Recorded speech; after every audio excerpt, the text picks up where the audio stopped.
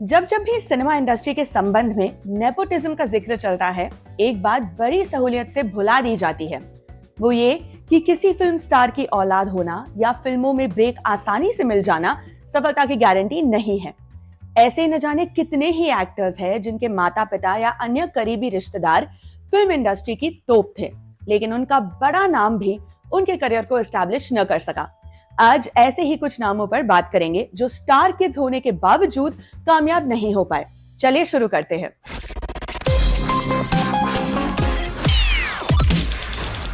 Legendary actor Dev Anand ने कई दशकों तक हिंदी फिल्म इंडस्ट्री पर राज किया। वो उन चुनिंदा कलाकारों में से एक थे जिन्होंने भरपूर यश और सम्मान कमाया।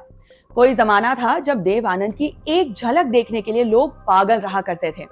हिंदी सिनेमा को उन्होंने कई अनमोल फिल्में दी। गाइड, सीआईडी, ज्वेल थीफ, हरे रामा हरे कृष्णा, क्या क्या बताए।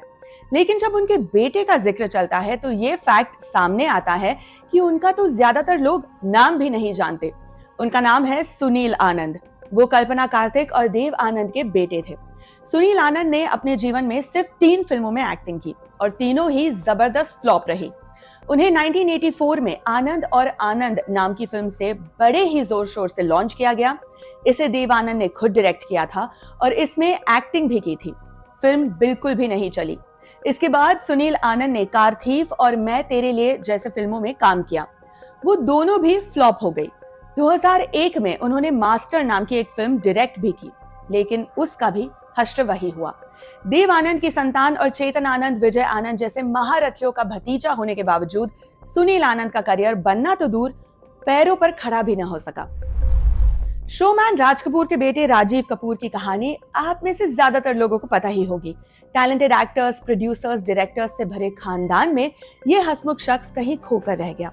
एक फिल्म कामयाब हुई थी, उसे भी किसी हीरोइन के नाम से ज्यादा जोड़ा गया।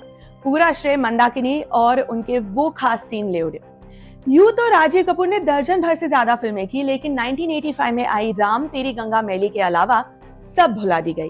राज कपूर का बेटा होना, शशि और शमी कपूर का भतीजा होना, आर.के फिल्म से बैकिंग होना, कुछ भी तो काम नहीं आया उनके, बल्कि इतने बड़े नाम उनके लिए उम्मीदों का बोझ ही साबित हुए। उन्होंने एक्टिंग की, फिल्में प्रोड्यूस की, प्रेम ग्रंथ नाम की एक फिल्म डायरेक्ट भी की।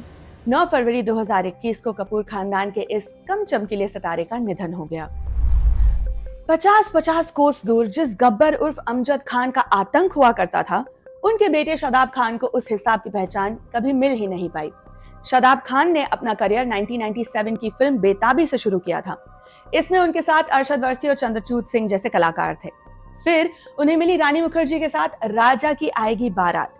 रेप को किसी तरह जस्टिफाई करने वाले बेहुदे सब्जेक्ट पर बनी इस फिल्म का बॉक्स ऑफिस पर बुरा हश्र हुआ। उसके बाद वो हे राम और रेफ्यूजी जैसी बड़ी फिल्मों का हिस्सा बने, लेकिन इसका उन्हें कोई फायदा नहीं हुआ। उन्होंने कुछ एक और फिल्मों में भी काम किया, लेकिन सब फ्लॉप रही। उनका करियर अपने पिता की शोहरत के आसपास भी ना पहुंच सका। आखिरी बार वो प्रतीक गांधी की सीरीज स्कैम 1992 में नजर आए थे। हमारी लिस्ट में अगला नाम है रिंकी खन्ना। राजेश खन्ना जैसे सुपरस्टार और डिम्पल कपाड़िया जैसी शानदार एक्ट्रेस की बेटी होने के बावजूद रिंकी खन्ना का करियर सही से शेप न ले सका।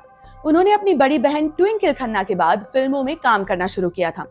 ट्विंकल के नाम तो फिर भी कुछ बड़ी फिल्में हैं, लेकिन रिंकी के बारे में ऐसा नहीं कहा जा सकता। उन्होंने 1999 की फिल्म प्यार में कभी कभी से अपना डेब्यू किया। फिर अगली फिल्म जिस देश में गंगा रहता है में गोविंदा के साथ नजर आई।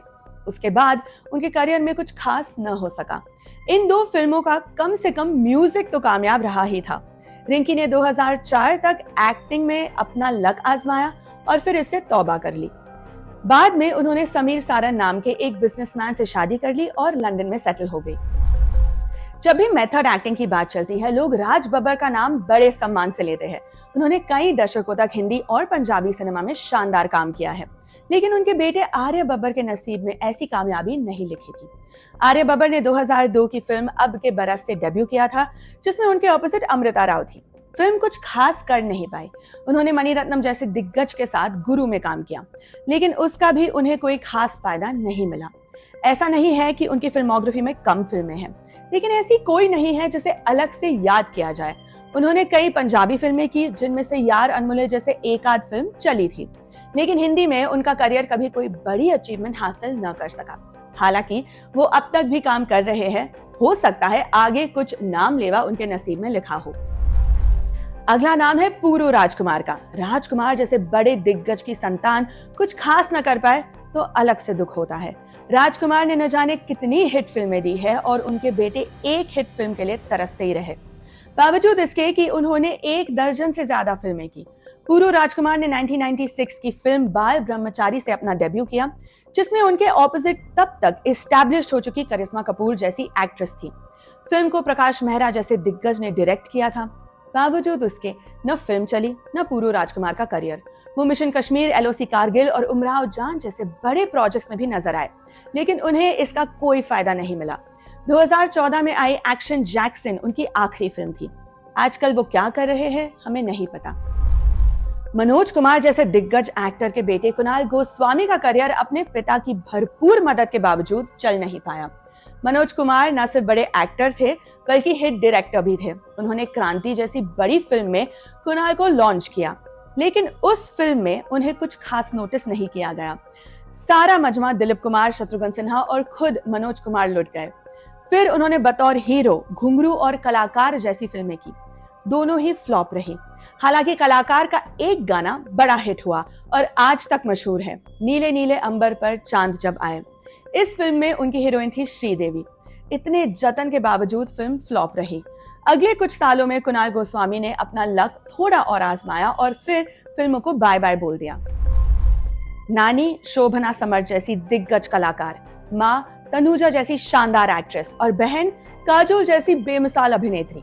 घर में इतना टैलेंट होने के बावजूद तनीषा का करियर सही ढंग से उठ नहीं पाया। उन्होंने शुरुआत ही एक भुला देने लायक फिल्म से की थी। फिर उन्हें यशराज फिल्म्स ने उदय चोपड़ा की डेब्यू फिल्म नील एंड निकी में लिया। यहाँ भी मामला बना नहीं। इसके बाद भी उन्होंने कई फिल्मों में काम किया, जैसे टैंगो चार्ली और 1 2 3। साउथ तक में किस्मत आजमाई। उन्हें अगर थोड़ी बहुत तारीफ किसी रोल के लिए मिली तो वो था सरकार में निभाया उनका किरदार अवंतिका। इसके अलावा उनके करियर में कुछ खास नहीं हुआ जिसका जिक्र किया जा सके। वो बिग बॉस 7 में भी दिखाई दी थी। लिस्ट में अगले नंबर पर है कपूर खानदान से जुड़ा एक और नाम। कुणाल कपूर ने भी कभी सफलता का स्वाद नहीं चखा। वो शशि कपूर और जेनिफर केंडाल के बेटे थे। 1972 की सिद्धार्थ और 1978 की जुनून में उन्होंने छोटे रोल किए और फिर 1981 में उन्हें मेन लीड में लेकर फिल्म बनाई गई, आहिस्ता आहिस्ता। इसमें उनके ऑपोजिट पद्मिनी कोल्हापुरी थी। फिल्म फ्लॉप रही। हालांकि इसकी एक गजल बहुत मशहूर हुई, कभी किसी को मुकम्मल जहां नहीं मिलता। आगे उन्होंने विजेता, उत्सव और त्रिकाल जैसी फ्लॉप फिल्में की और फिर एक्टिंग से दूर हो गए। 2015 में अक्षय कुमार की सिंग इज ब्लिंग से उन्होंने 30 साल बाद एक्टिंग में वापसी की, इस बार कैरेक्टर रोल्स में। फिर 2019 की पानीपत में भी उन्होंने एक किरदार निभाया। लिस्ट में आखिरी नाम हमने रखा है मिथुन चक्रवर्ती के बेटे मीमो उर्फ महाअक्षय का। मीमो मिथुन और योगिता बाली के बेटे हैं। मीमो को 2008 की जिमी से बड़े ही जोर शोर से लॉन्च किया गया। ये अमिताभ की मशहूर फिल्म मजबूर का रीमेक थी और इसे राज एन सिपी जैसे प्रोमिनेंट डायरेक्टर ने डायरेक्ट किया था, लेकिन फिल्म बॉक्स ऑफिस पर डिजास्टर साबित हुई। इतनी बड़ी फ्लॉप कि मीमो की अगली 2 फिल्में रिलीज ही न हो सकी। फिर 2011 में विक्रम भट्ट ने उन्हें अपनी फिल्म हॉन्टेड में लिया, जो कामयाब रही, लेकिन इस कामयाबी का मीमो को कोई फायदा नहीं हुआ। आगे उन्होंने रॉकी, लूट और एनिमी जैसी और फिल्में की, लेकिन सब फेल। वो अब तक एक्टिंग में एक्टिव है और इस वक्त एक हॉरर कॉमेडी फिल्म ओए भूतनी के में काम कर रहे हैं। इस फिल्म का भविष्य क्या होगा ये तो भविष्य में ही पता चलेगा। तो ये थी ऐसे स्टार किड्स की लिस्ट जिन्हें उनके माता पिता का बड़ा नाम भी मदद न कर सका। ऐसा नहीं है कि ये लिस्ट यही खत्म हो गई है, ऐसे और भी कलाकार हैं। अगर आप जानते हो तो कमेंट करके बताएं, जिनके बारे में हम फिर से कभी और बात करेंगे। फिलहाल के लिए आप इजाजत दीजिए, बाय बाय।